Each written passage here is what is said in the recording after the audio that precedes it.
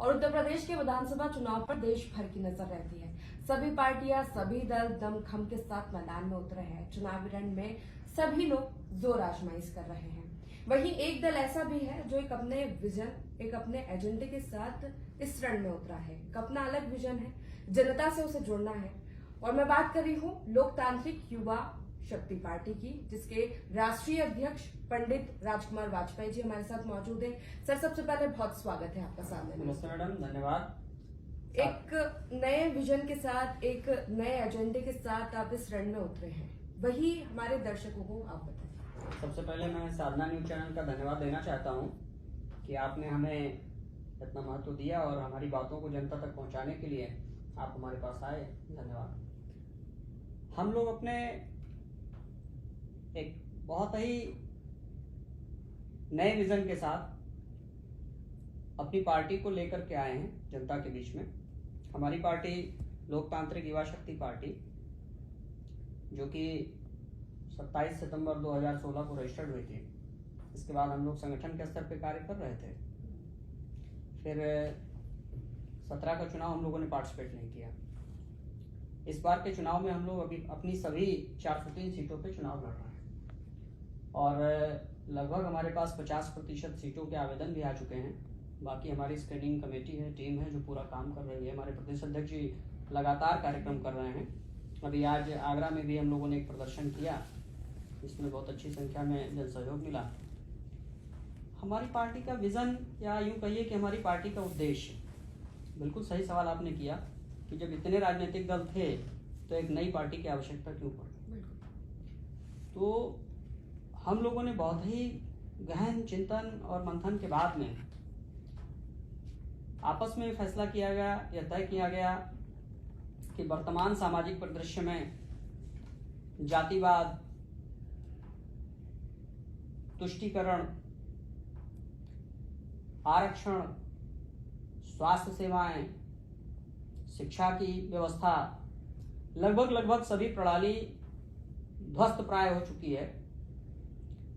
यदि आपको अपने बच्चे को पढ़ाना है तो पूरी जमा पूंजी आपकी खर्च हो जाएगी उसको पढ़ाते पढ़ाते। आप उसके बाद भी आपके पास पैसा कम पड़ेगा, आपको बैंकों से कर्ज लेना पड़ेगा, लोन लेना पड़ेगा।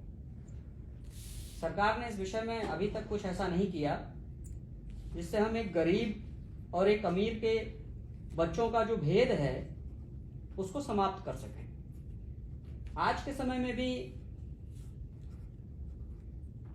जो बड़े उद्योगपति हैं, एक एलिट क्लास जो बड़ा वर्ग है, धनाढ्य वर्ग है, उनके बच्चे दूसरी पढ़ाई पढ़ते हैं, उनके बच्चों का सिलेबस दूसरा होता है। और एक जो हमारे गांव का गरीब, किसान, मजदूर, दलित, पिछड़ा, अल्पसंख्यक, जिनको तमाम तरह तरह के वर्ग में बांट रखा गया है, पिछली सरकारों ने उनको बांट रखा है, उन लोगों के बच्चों के लिए सिलेबस दूसरा बनाया जाता है। हमारा मानना है कि किसी भी देश की तरक्की, किसी भी देश का विकास तभी संभव है जब समान शिक्षा व्यवस्था की प्रणाली लागू हो। हमारा बेटा भी उसी विद्यालय में उसी एक कोर्स को पढ़े और कोई बहुत बड़े आदमी का बच्चा भी उसी विद्यालय में उसी एक कोर्स को जब पढ़ेगा, तभी यह संभव है कि समानता का दर्जा मिल पाएगा और देश को होनहार नौजवान, देश के पास पढ़े लिखे विद्वान लोगों की एक श्रृंखला तैयार होगी जो दुनिया में पूजे जाएंगे। हम लोगों के अनुसार अभी तक जो वर्तमान परिदृश्य चल रहा है, शैक्षिक व्यवस्था हो चाहे चिकित्सकीय व्यवस्था हो, सभी व्यवस्थाओं में इतना बड़ा गैप है, अमीर और गरीब के बीच का इतना बड़ा गैप है, जिस गैप को अभी तक की किसी भी सरकार ने, उस शून्य को अभी तक की किसी भी सरकार ने भरने का प्रयास नहीं किया, ना भरना ही चाहती है। और गैप लगातार, और शून्य लगातार बढ़ता चला जा रहा है। सरकार की जितनी योजनाएं हैं, उन योजनाओं का जब खाका तैयार होता है तो बंटवारे के साथ ही तैयार हो जाता है कि ये दलितों के हक का है, ये पिछड़ों के हक का है, ये सामान्य के लिए बच जाएगा, उनको मिल जाएगा, ये इस तरीके से है। हम लोगों का जो सोचना है, हम लोगों का कहना है कि देश की शैक्षिक व्यवस्था की प्रणाली एक समानुरूप हो।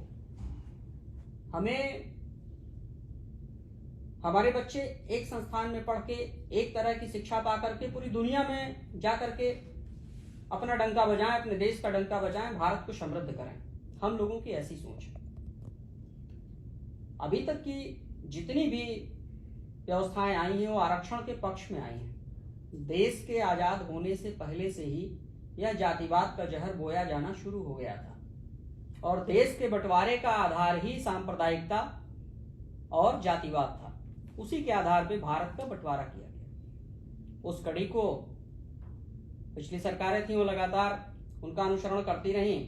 फिर वर्तमान में हमारी नई सरकार आई।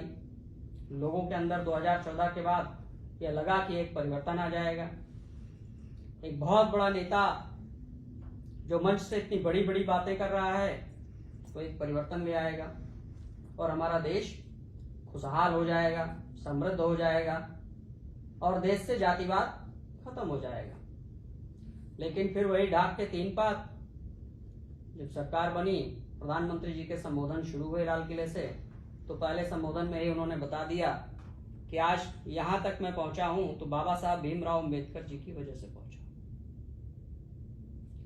मैं प्रधानमंत्री जी से पूछना चाहता हूं कि जहां तक मेरी स्मृति कहती है कि आप भारतीय जनता पार्टी की राजनीति करके एक साधारण कार्यकर्ता के रूप में इस पर पद पर प्रतिस्थापित हुए हैं और आपको यहां तक पहुंचाने में आदरणीय गुरुजी गोलवलकर जी, आदरणीय हेडगेवार जी, आदरणीय पंडित अटल बिहारी वाजपेयी जी, आदरणीय पंडित श्यामा प्रसाद मुखर्जी जी,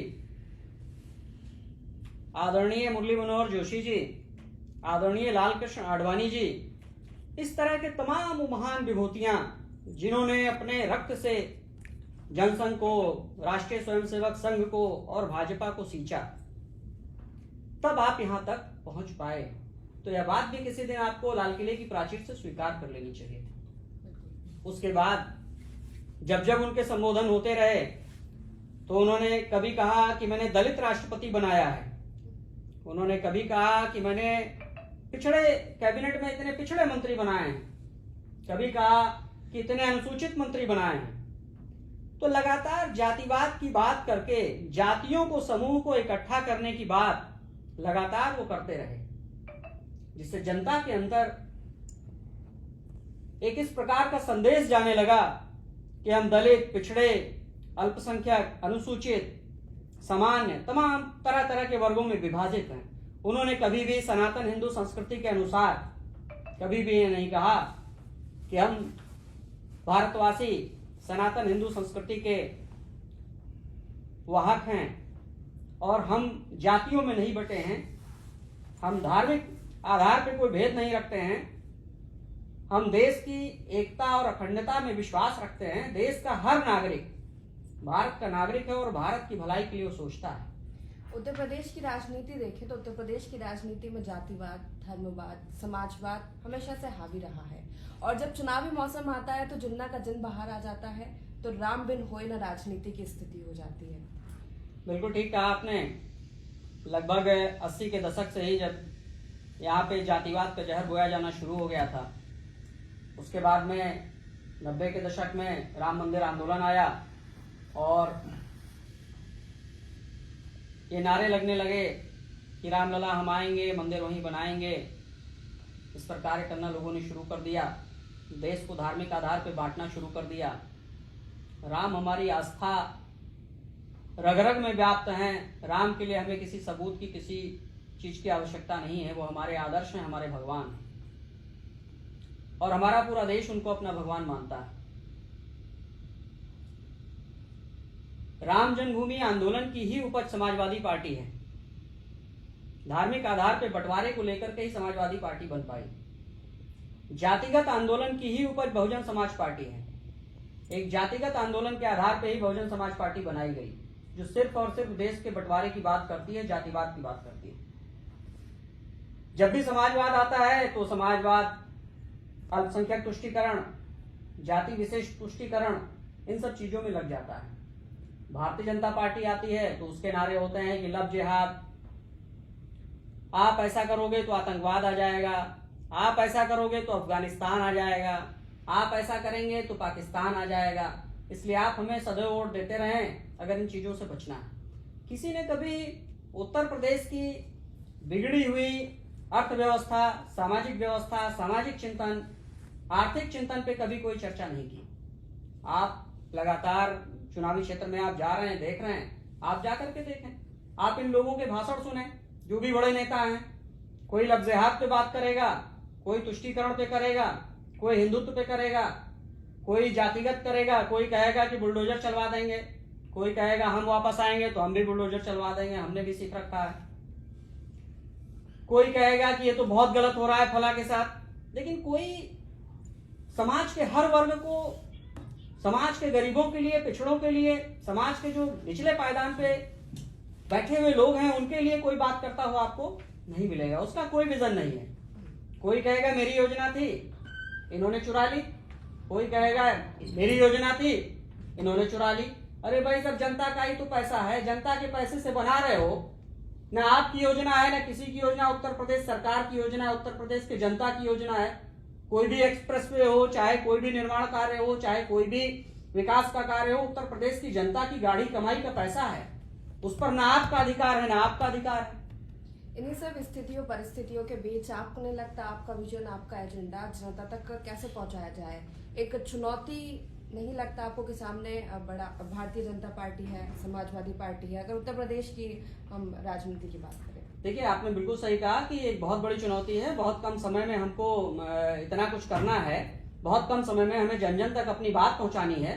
और सबसे सशक्त माध्यम है आप लोग हैं। आप लोगों का इतना सहयोग मिल रहा है, जनता तक हमारी बात पहुंच रही है। सोशल मीडिया के माध्यम से, छोटी छोटी रैलियों के माध्यम से हमारे कार्यकर्ता इन बातों को जनता तक पहुंचा रहे हैं। देखिए, हमारा एक विजन है। हम इन सब पछड़ों में नहीं पड़ना चाहते हैं, जातिवाद, तुष्टीकरण, इन सब चीजों में नहीं पड़ना चाहते हैं। हमारा सीधा सिद्धांत है कि धार्मिक समरसता, सामाजिक समरसता, जातिगत समरसता बनी रहे। जो एक हमारा सनातन काल से चला आ रहा है समाज, वो व्यवस्था हमारी जातिगत आधार पर न हो करके वो व्यवस्था एक सामाजिक समरसता के आधार पर हो।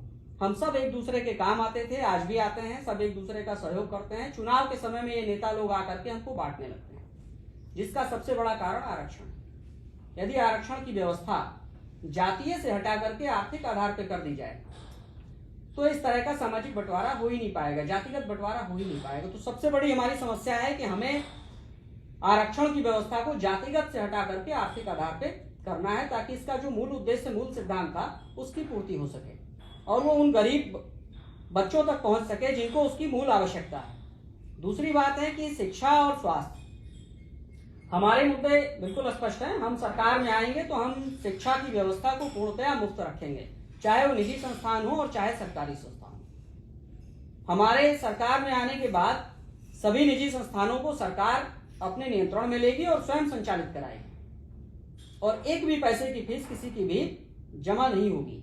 फीस के नाम पर किसी का शोषण नहीं किया जाएगा। यही व्यवस्था हम चिकित्सा क्षेत्र में भी करेंगे। जितने भी निजी चिकित्सा संस्थान हैं, इन सब को सरकार अपने नियंत्रण में लेगी और स्वयं संचालित करेगी।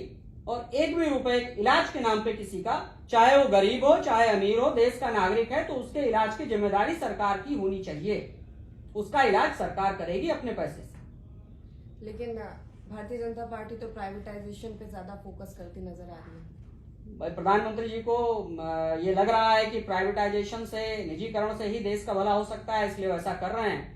जबकि हमें जहां तक याद है कि 2004 से पहले हम लोग जब भी भारतीय जनता पार्टी की सरकारें बनी तो हम लोगों ने यही देखा कि इन लोगों ने, सरकारें नहीं थी उस समय, यही देखा कि इन लोगों ने इस बात का ही विरोध किया कि निजीकरण हो रहा है, डंकन्स प्रस्ताव आ रहा है, विदेशी एफडीआई आ रही, सबका विरोध किया। आज वो जितना विरोध उस समय किए थे उतना ही साथ में खड़े हैं और सबके लिए काम कर रहे हैं। निजीकरण से देश का हित नहीं हो सकता है, किसी भी कीमत पर नहीं हो सकता है। प्रधानमंत्री जी को अपने फैसले पे आज नहीं तो कल सोचना ही पड़ेगा, लेकिन तब बहुत देर हो चुकी होगी, जहां तक मेरा मानना है। फिलहाल की स्थिति में उत्तर प्रदेश में समाजवादी पार्टी की रणनीति ये है कि छोटे दलों को शामिल कर भारतीय जनता पार्टी से मुकाबला करेगी। क्या आपको नहीं लगता कि किसी के साथ गठबंधन कर लिया जाए तो जो जनता तक पहुंचने की राह है वो आसान हो जाएगी? बहुत सही सवाल है। अगर हमें किसी के गठबंधन से, हमारी इच्छा ही होती किसी के साथ गठबंधन करने की, तो हम दल क्यों बनाते? हमने अपने दल को अपनी विचारधारा को पोषित करने के लिए बनाया है, जन जन तक अपनी विचारधारा को पहुंचाने के लिए बनाया है। हम जनता के, चाहे मेरे पास 2 समर्थक हो, चाहे 2000 समर्थक हो, चाहे 140 करोड़ समर्थक हो, हम अपने जनता के समर्थन के साथ विश्वासघात नहीं करेंगे, जनता के समर्थन का सौदा नहीं करेंगे। हमारी विचारधारा अलग है। जिसको भी राजनीति करनी है, मेरी विचारधारा से सहमत है तो मेरे साथ आकर के करे। मुझे किसी भी दल के साथ कोई गठबंधन नहीं करना है और मेरा लक्ष्य सत्ता पाना सिर्फ नहीं है। मेरा लक्ष्य देश में एक क्रांति लाना है, आर्थिक स्तर पे, शैक्षिक स्तर पे, स्वास्थ्य के स्तर पे, सुविधाओं के स्तर पे एक क्रांति लाना है और वो क्रांति मैं किसी दूसरे दल के साथ जा करके नहीं पा सकता हूँ। आपके दल का नाम है लोकतांत्रिक युवा शक्ति। युवा जो शब्द उसमें आ रहा है, आपको लगता है कि राजनीति में युवाओं का होना बहुत जरूरी है? बिल्कुल जरूरी है। जब राजनीति में युवा होंगे तभी उनकी सोच नहीं होगी, तभी उनके किए हुए कार्य नए होंगे और देश की समृद्धि संभव है। बिना युवाओं के कोई भी देश विकास नहीं कर सकता। बहुत बहुत शुक्रिया आपका। एक नए एजेंडा, एक नए विजन के साथ आप जनता के बीच उतर रहे हैं। हमारी भी शुभकामनाएं आपको, आने वाले समय में आपको बिल्कुल सफलता मिले। धन्यवाद, बहुत अच्छा लगा। तो ये थे हमारे साथ राजकुमार वाजपेयी जी, लोकतांत्रिक युवा शक्ति पार्टी के राष्ट्रीय अध्यक्ष। कैमरा पर्सन पृथ्वी के साथ मैं प्रसूता शर्मा, लखनऊ, साधना न्यूज।